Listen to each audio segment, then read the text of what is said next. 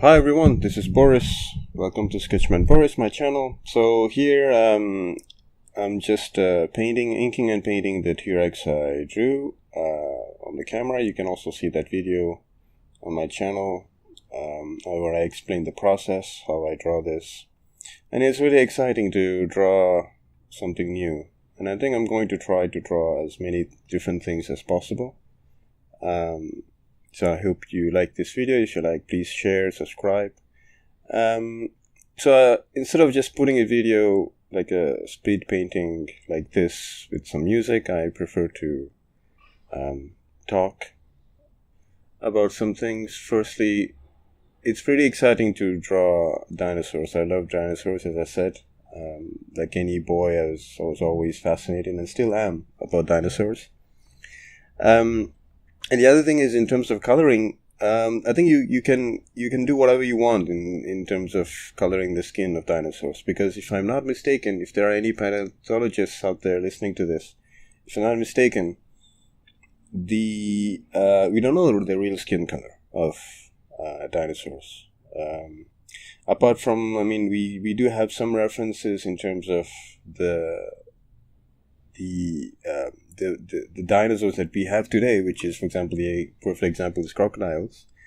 I think they've been alive since the dinosaurs existed, so that can give sort of an idea about the texture, the kind of the scale on the skin, and so on. But then I think imagine I think you can even color dinosaurs pink, because we don't really know what colors they were.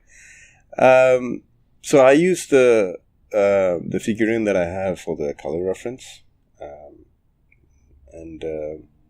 yeah, it was just a quick exercise, and I'm using a software called Clip Studio.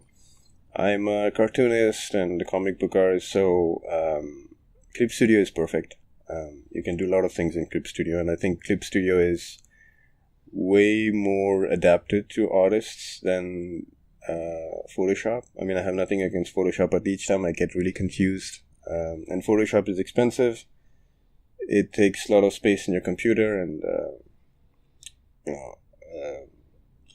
so here I just lay the first basic color, and then I'll just add the shadows and different variations on the skin tones and so on. This is. And then quickly I grab the bucket tool to just fill in the areas, and then I love this part. Like I like to think of myself as a sculptor. So I in a way, when I paint and then I remove the paint, it almost feels like I'm removing them physically. So that's I don't know. I like that feeling. I just noticed that I left the nails white, and I think that's okay. I wanted to paint them black, but I was like, yeah, I'll just leave them white. Like the keys. So what I draw, I usually listen to a lot of podcasts, which is the reason why I record this like a podcast for my video, so that I don't know, some people may want to listen to someone speak instead of just music, and hear the process. And you can mute if you don't want to listen to my voice, my boring voice. But if you have any questions, leave them in the description below. This is pretty simple, pretty straightforward. I'm not doing anything really. Actually, I'm still learning in terms of coloring. I'm a self-taught artist. I believe I'm a good draftsman. I'm getting better at inking, but coloring, I think I still have, I'm still an amateur. I'm still learning. But then that's what's also very exciting. It's like I'm still experimental. Like, for example, yesterday when we were just coming up with designs with a friend, and I just discovered this in the smudging tool. Like, there's a setting called, as you can see here, what I'm using there's a smudging called fingertip, which gives you the same effect as if you paint the watercolor and then you just move the paint around with your fingertips. So, and I don't know, I like that. I like that effect, so I just used it on this one. And then I will just add the shadows here, not the shadows, the lines on the skin, like in the figurine. So from just quickly, the process is that I draw on paper, very simple, just I use just a mechanical pencil, and then I just draw, I take a picture. I know that's, I was trying to say, like, should I buy a printer? And like, no, just, I think now we have, you don't really need to scan with a printer. Unless you are inking your pages or comic book pages, and then you want that exact detail. But I think it can be done in photograph. I'll try to do another video where I take a picture of an inked illustration, and I'll show you how I clean it up. And especially in Clip Studio, there's a really great way to clean it up.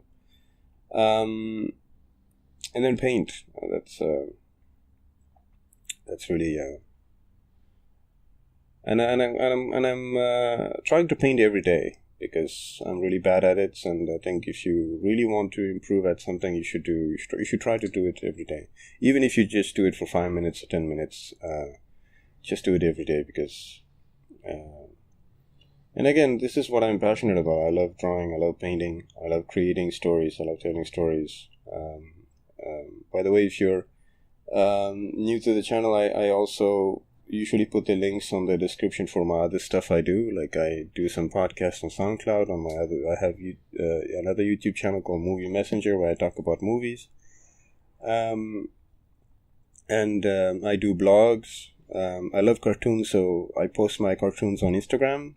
But I talk about the idea which I had when I did the cartoon on my blog. So that's sort of I've always wanted to do that, because I consider myself a thinker. I love intellectuals. I dream of being intellectual. So I'm kind of trying to use my art to tell jokes, because I love comedians. So I'm a mess, basically. I just try to do all these things. But I think if you really put time into it, I think you can be all these things. But you just have to be aware of,